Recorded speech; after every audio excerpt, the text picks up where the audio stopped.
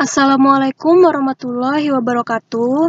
Perkenalkan, nama saya Erika Oktavianti Pratiwi, peserta Latsar CPNS golongan 3, BPSDMD Provinsi Kalimantan Selatan, Angkatan 14, Kelompok 3. Hari ini saya akan mempresentasikan analisis isu efektivitas kinerja individu berdasarkan tupoksi. Baik, analisis isu yang akan saya angkat adalah isu efektivitas kinerja pada bidang sumber daya air, Dinas Pekerjaan Umum, Penataan Ruang, dan Pertanahan Kabupaten Banjar, di mana seksi penempatan saya adalah seksi irigasi dan rawa. Maka, lingkup permasalahan yang akan saya angkat berkaitan dengan jaringan irigasi rawa. Hal pertama yang harus dibahas adalah membuat daftar permasalahan atau pra-analisis. Dari hasil pra-analisis tersebut, kemudian dipilih satu permasalahan yang menjadi prioritas dengan menggunakan metode USG. Kemudian, menganalisis akar masalah tersebut dengan metode fishbone. Lalu, mencari alternatif solusi dengan metode SWOT.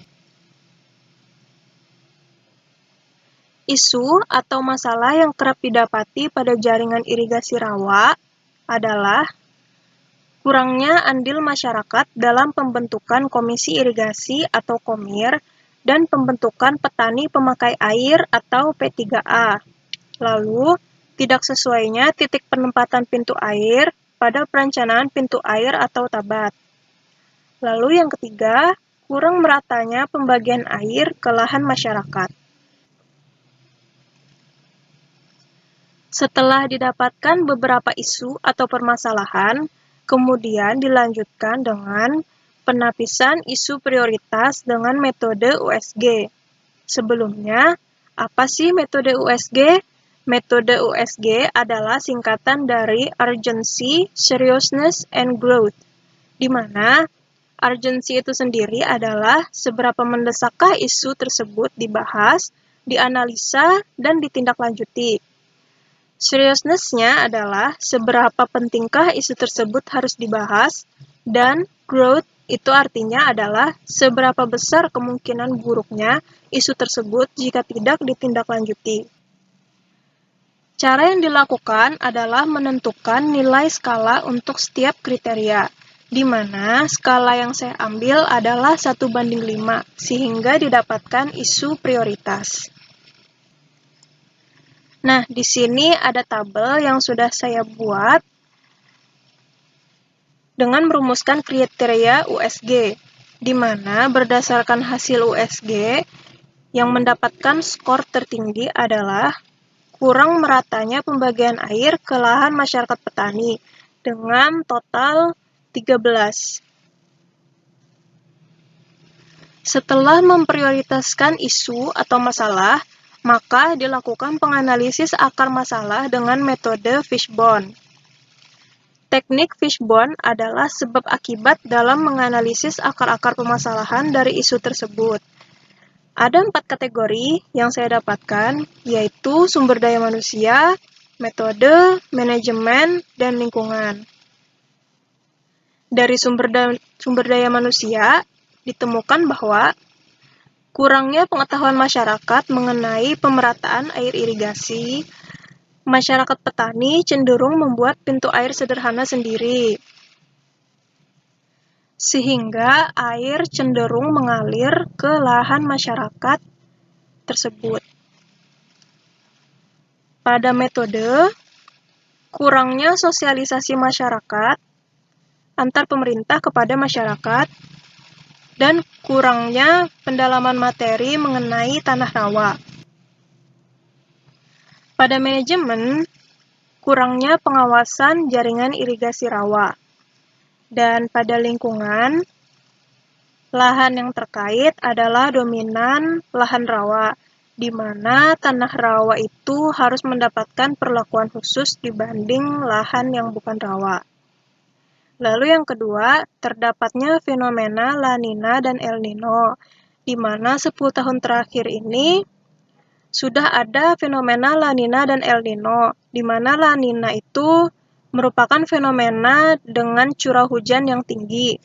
Sedangkan El Nino merupakan kebalikan dari fenomena La Nina, yaitu curah hujan yang rendah atau kekeringan.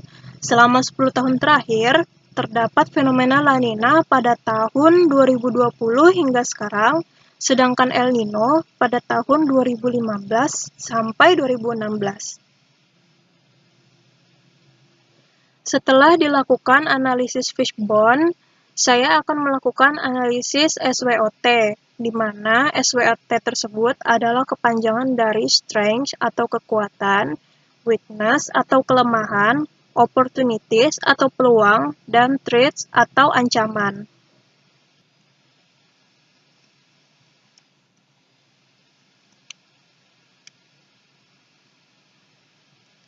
Pada kekuatan atau strength didapatkan adanya inovasi dalam perencanaan pengembangan jaringan irigasi, terkhusus daerah irigasi rawa.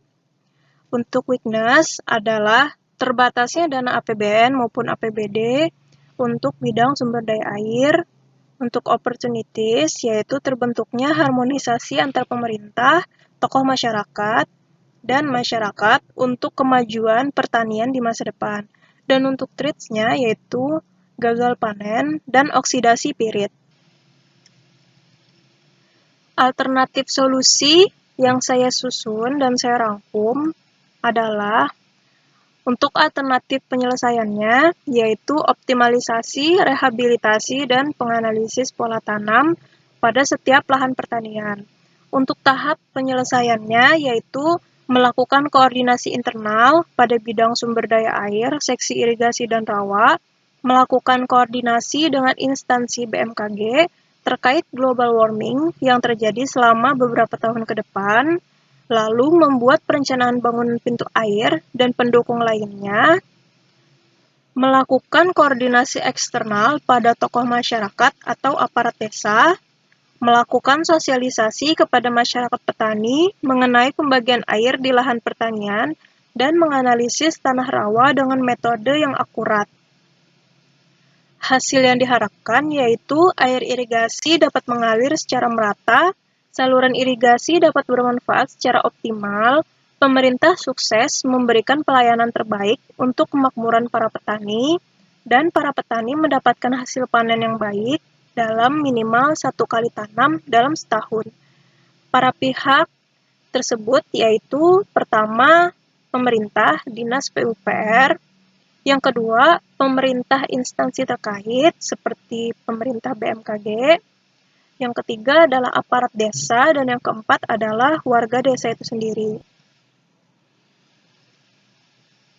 Baik, sekian adalah hasil presentasi dari tugas saya. Salah dan hilaf mohon dimaafkan. Wassalamualaikum warahmatullahi wabarakatuh.